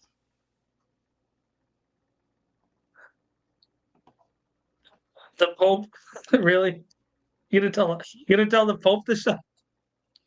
I mean, this Pope's pretty cool. He's been ill, and that's sad. But whoever it might be, maybe I didn't mean to make it religious like that. I didn't want to say the president, because our president's a nutcase. But I mean, honestly, this is what the government should be doing. No, the government should be responding to its residents. Residents of the city are a city issue. Yes, they are. Yes, they are. And you really need we need leaders. And, I know there's some folks, again, there's at least 3 people that we mentioned that are here tonight that are running for different positions in the city of Worcester. And there's a few incumbents that are here. And I'm not telling you not to run. I'm not telling you not to continue to serve, or if you want to serve, to do new things. I'm saying that you need to serve everybody. He did say that in this article, that you're supposed to run and serve everybody. That's true. That is true. But at the same time, that means literally everybody, including the people who voted against you, you need to care about them. You don't have to agree with them. No one's asking you to agree with them, but you need to care about them. I'll give you a great example. Again, and I brought this up before, but District 5 Councilor Atel Hashiaj, when the fire happened on Pleasant Street, several of the business owners were open public advocates against her. I just want to remind you of that. Those business owners were open public fundraising advocates against her. And when their business burned to the ground, the person who showed up was her. She showed up. She went to that building. She checked with the city. She's followed up. And you can't even question this. If you don't like her, it doesn't matter. Go to her pages and look at her repeated check-ins on that situation. And one of the business owners, even to this day, is fundraising for her future opponent. And do you know who is checking on that guy's business? District 5 councilor, the current sitting councilor. Even though he's fundraising and advocating against her, she shows up for him and advocates for him. That is what we want in our leaders. And if you are running for a position and that's not your thought process, you shouldn't be running for the position. You should want to care about everyone, even if they're against you. Even if they are against you. Yeah, I mean, I'll say this. We all have our own political thoughts, and some people don't like Atel's politics. But I just do not understand how, when you're at, when you have some sort of emergency, I don't know who else you would rather have fighting for you, because that woman will fight like hell for you. Absolutely. 100%. 100%. And I think there's other counselors that will do the same thing. I'm a District 4 resident. I heard a story about Louis Ojeda, again, person who advocated publicly for his opponent in the general election last session. Katia Norford had an issue, and this is a public person. Louis went and worked on it, right? That's like a thing, we need leaders like that. Put aside the politics, put aside the votes, do your job for the people that you represent, which is everybody. You don't just represent the people who voted for you. You represent a district, you represent the city at large, And for the at-large councilors who never go to District 4, I see you. I see you very, very clearly. You don't think that you represent the poorest section of the city, the most black and brown section of the city, has the same number of residents as the other things, right? Because the districts are determined by the number of residents, but you don't care because you don't think they'll vote. And so you don't think you represent them. And that is a false statement. And you have to change. And if the whole city doesn't change that process, we're never going to get out of our own way. That is the goal. Leadership. And the same thing applies to you, even if you're not an elected official, Tom. If you're a working person, you should care about everybody. Like, why can't we just care, even if they don't agree with you or they don't like you or maybe they hate you? I've received death threats from police officers for months now.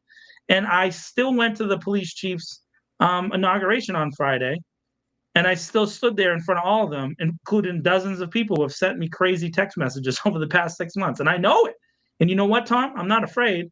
And I'm willing to go stand there, and I'm willing to advocate for them to have a better police chief. And I'm willing to advocate for them to have a better situation, even though they're crazy with some of their statements. That's the right way to act, right? I think we should treat good cops like gold. I agree. And I think that when you realize that somebody who's in the police department is a thug, it shouldn't be impossible to get rid of them. That's right. But that's unreasonable. According to those, to some people, I hate the police, end quote, because I want there to be more good cops and less bad cops. Yeah. And I want there to be more good plow drivers and less bad plow drivers. And I want there to be more good, I don't even know what other if the fire department, by the way, universally acknowledged as heroes, generally speaking, but there's some guys that probably aren't doing a great job.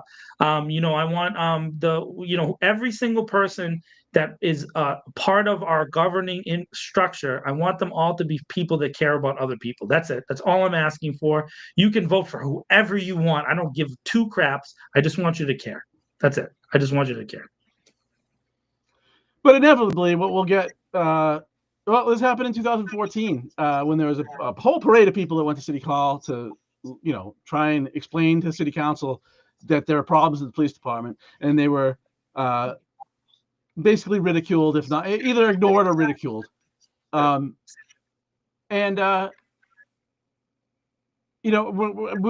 see a different attitude, I think, than we would have seen 10 years ago.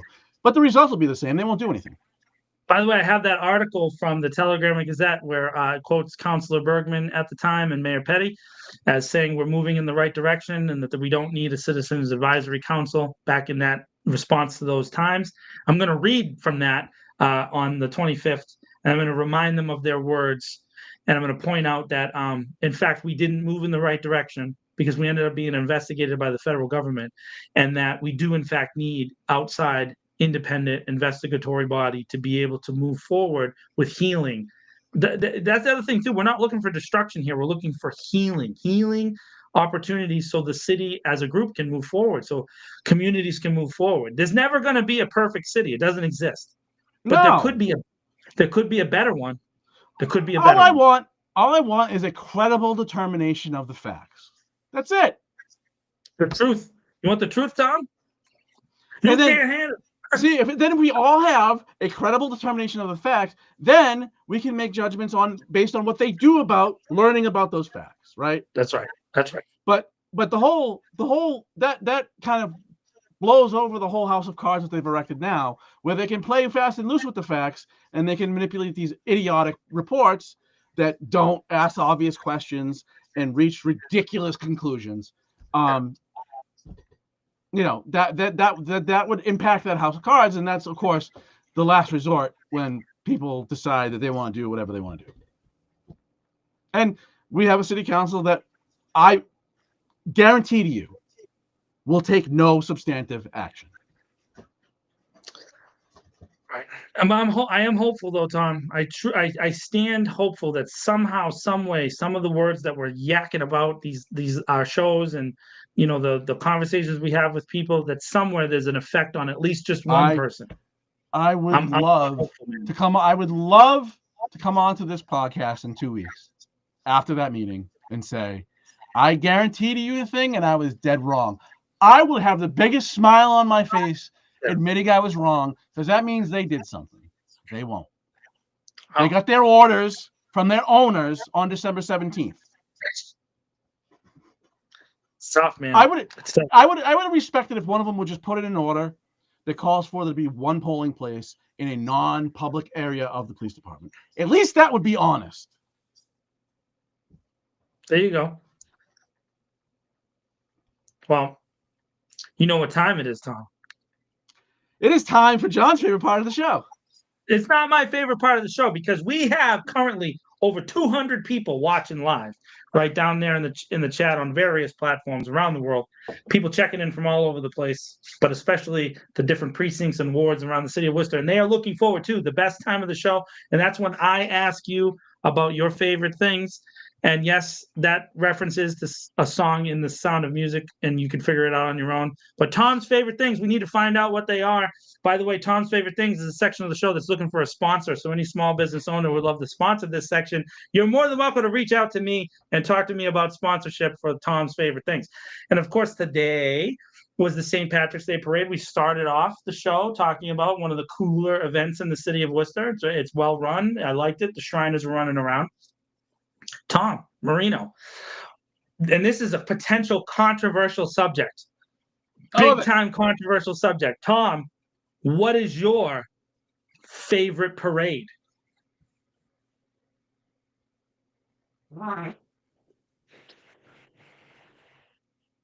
Who cares? I mean, once you see one parade, haven't you kind of seen them all? No, they're different. Pick one. Thanksgiving Day, because that's the one I can think of that wasn't today. I mean, I can't look. I get an O on the end of my name. I hope folks in the city understand I can't say the St. Patrick's Day parade. I'll be disowned by my family. He's Italian, everybody. He's Italian. Yeah, I get an O on the end of my name. I can't. My father would be so disappointed. I can't. So I apologize. So I'm gonna go with Thanksgiving. Okay. Hey, real quick. So there was a Shrewsbury Street Italian heritage float in the parade today, which, by the way, Donna Calorio was on and Candy Merrill Carlson was on, and it had there was a guy with a bullhorn was yelling at them because they had the wrong bottom color. They were calling out the red. It should have been orange, and they had an Irish flag.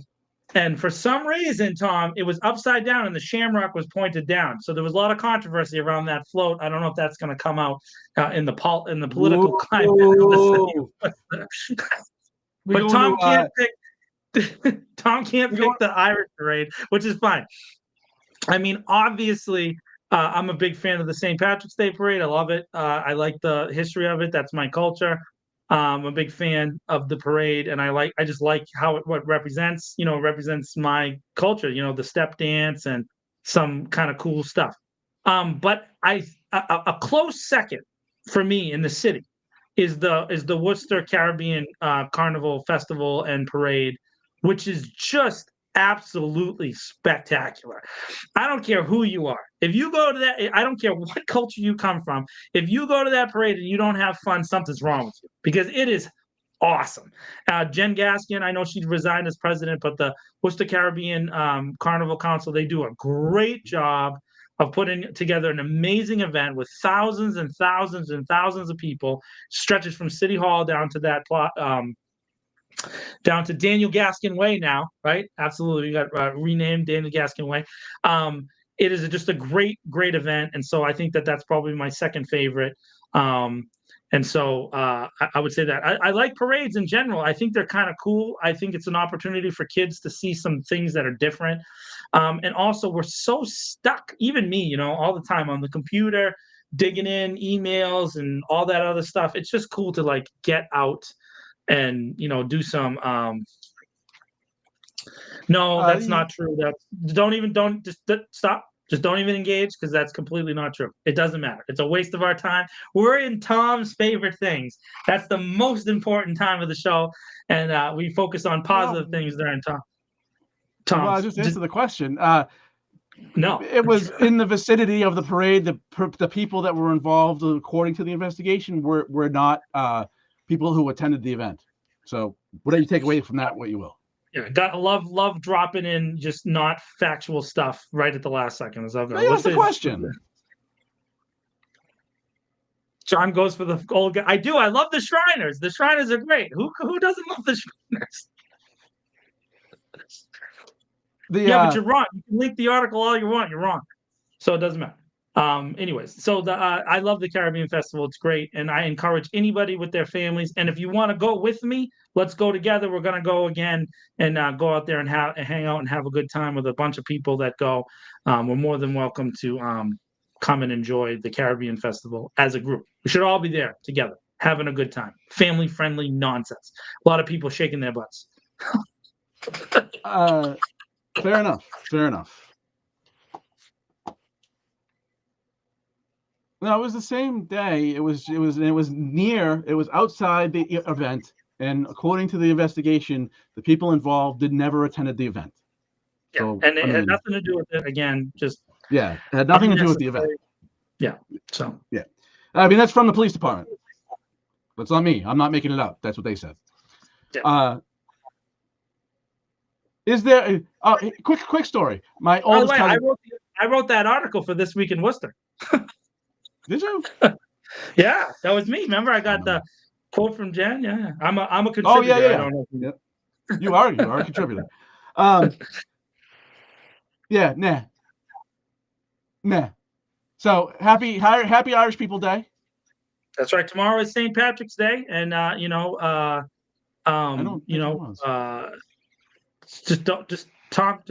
gonna end the show and move on, dude.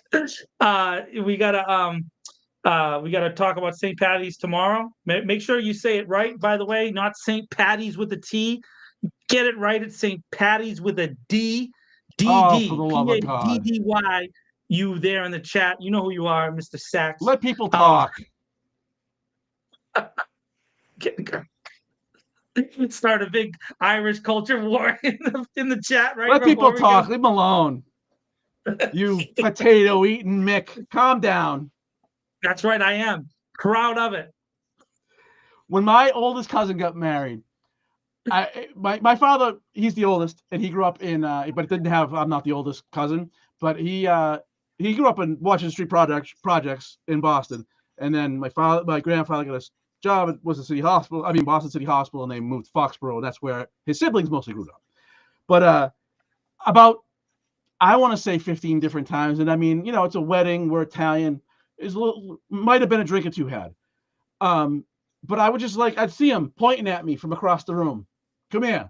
I come over and say, you see this, and potato eating, and Mick would always be in with a bunch of curse words and a bunch of other insults. He'd be like, I grew up with him in the Washington Street projects my whole life. I've known him for 40 years. It's repeated itself at least 15 times. I heard more ethnic insults that day between Irish people and Italian people than is really acceptable, I think. I think it's more than it's acceptable. It's a great story. Oh man. All well, right. I think that is all for today. Thank you for everybody who participated in the comments, in chat, or whatever you want to call it. And we will be foreshadowing a very important, which is guaranteed to be anticlimactic, city council meeting next week. Until then, we will try to screw it up less next time. Deuces.